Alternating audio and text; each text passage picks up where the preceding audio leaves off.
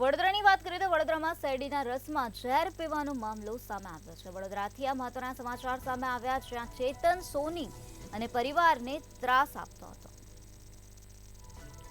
ત્રાસ આપનાર વ્યાજખોરની ધરપકડ કરવામાં આવી છે। ચેતન સોનીના પિતા, પુત્ર અને પત્નીના મોત થયા છે। ઝેર પીવા મજબૂર કરનાર વ્યાજખોરોની ધરપકડ કરવામાં આવી છે।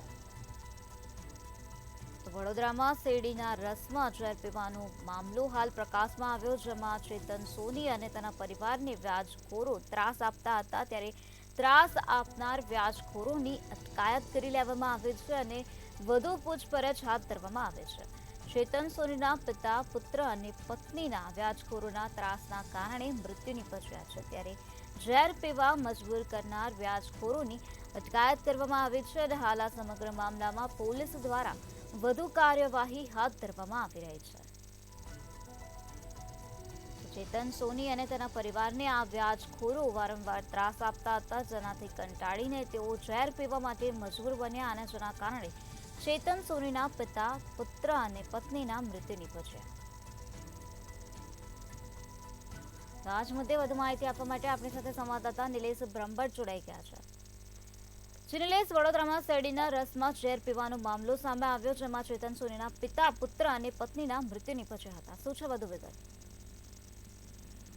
જી, તરસાલીમાં ચેતન સોની નો પરિવાર રહેતો હતો અને સંસ્કારી નગરી ગણાતા વડોદરામાં વ્યાજખોરોના ત્રાસથી ચેતન સોનીએ પરિવારને શેરડીના રસમાં પોટેશિયમ સાયનાઇડ પીવડાવી દીધું હતું અને આ પોટેશિયમ સાયનાઇડ પીવાથી ચેતન સોનીના પિતા અને પત્નીનું પ્રથમ મૃત્યુ થયું હતું। ત્યારબાદ પુત્ર આકાશનું પણ મોત થયું હતું અને જ્યારે ચેતન સોનીના સારાએ પોલીસમાં ફરિયાદ નોંધાવી ત્યારબાદ આ સમગ્ર કિસ્સો બહાર આવ્યો હતો। ચેતન સોનીએ પોલીસ અને સયાજી હોસ્પિટલને અંધારામાં રાખીને પહેલા તો પિતા અને પત્નીનો અગ્નિ સંસ્કાર પણ કરી દીધો અને ત્યારબાદ સારાની ફરિયાદથી આ તમામ બનાવ પ્રકાશમાં આવ્યો હતો। ચેતન સોની હાલ સયાજી હોસ્પિટલમાં સારવાર હેઠળ હતો, ત્યારે ચેતન સોની સામે ખૂનનો ગુનો દાખલ કરવામાં આવતા હવે ચેતન સોનીની તબિયત સુધરતા તેને એક નિવેદન કર્યું છે અને નિવેદનમાં જણાવ્યું છે કે વ્યાજખોરોના ત્રાસથી પરિવારને પોટેશિયમ સાયનાઇડ પીવડાવ્યું હતું। ચેતન સોનીના નિવેદન અનુસાર પરિવાર આર્થિક ભીષમાં હોવાનું તેમજ વ્યાજખોરોના ત્રાસથી આવું કૃત્ય કર્યું હોવાનું કબૂલાત કરી રહ્યો છે।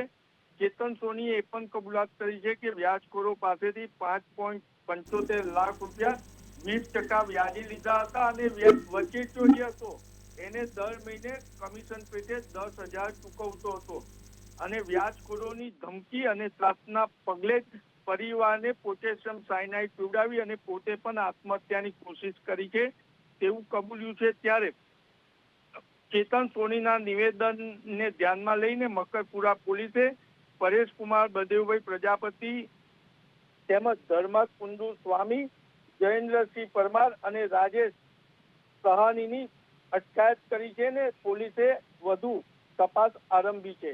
જી, નિલેશ, સમગ્ર માહિતી આપવા બદલ આભાર।